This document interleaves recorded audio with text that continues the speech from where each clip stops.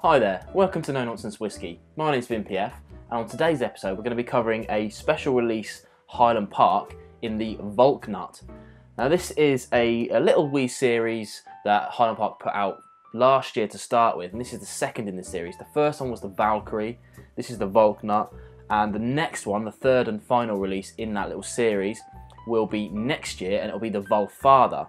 Now, these are kind of a collaboration with Highland Park and Jim Lingvild, and he's a Danish designer. So the idea behind this one is the Valknut is a symbol, the three, I'll show you on the box here, the three kind of triangles put together, and it's the knot of those slain in battle is what the actual kind of translation is of that. Obviously Valkyries, if you know a little bit about your Norse mythology and things like that, they're meant to be the kind of people that, I don't know if slaves, I don't think slaves is the right word, I think they're kind of just like female workers who were sent with warriors when they went to die to Valhalla.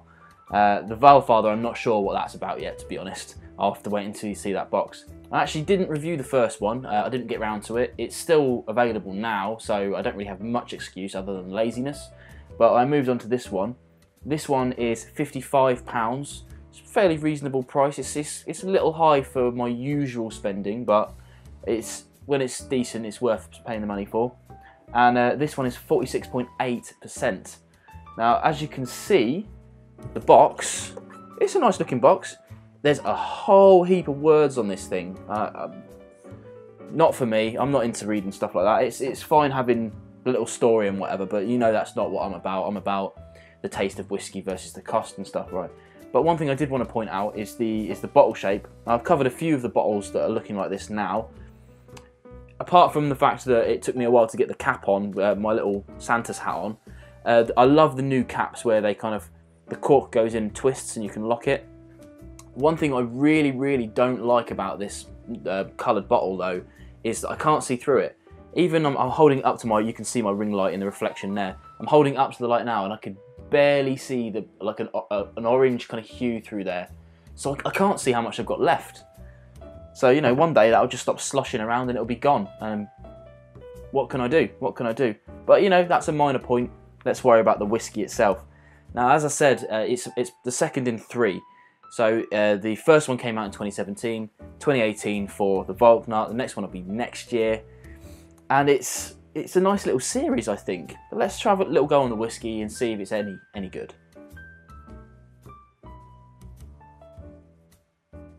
Now, for me, the nose is really nice. I'm usually a big fan of Highland Park. In fact, there's only been a few bottlings that I haven't liked. I did a review of the Dragon Legend. I put that up there, and I didn't like that one. But this is much more the Highland Park that I know and love. It's got a kind of vanilla, oaky note to it. I was expecting a bit more sherry. It's meant to be a kind of exclusively matured in sherry casks, but I'm not getting much of that sherry influence there. It's more the vanilla-y notes to it. And it's got that kind of indicative heathery peat note that Highland Park like to use. They get their peat from the Hobberston Moor, the Heather Moor, so it's a different kind of peat to other islands, including even Talisker, and especially Islay. Let's try some.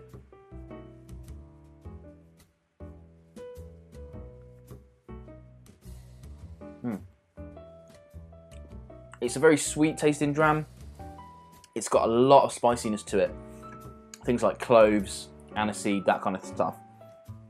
And I'm getting a lot of that heathery peat on the palate as well. Really nice. It's got this kind of like this weird balancing thing going on that I'm really enjoying, where it's really quite spicy, but it's also quite mellow as well. Very strange experience, but there's no kind of sulphury notes to it. It's Highland Park as I know and love, as I said, but it's got a really nice kind of spicy finish to it as well. A little bitter right on the end, but nothing to put you off the next dram, that's for sure.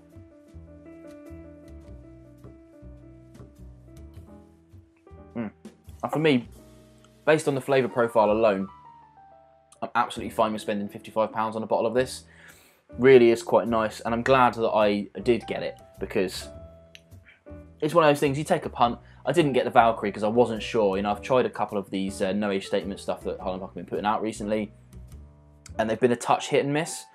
But taking the punt on this, I'll definitely go and look at the Valfarben next year, and I may even look at going back and getting the Valkyrie and doing a video on that if I can get my hands on a bottle next year.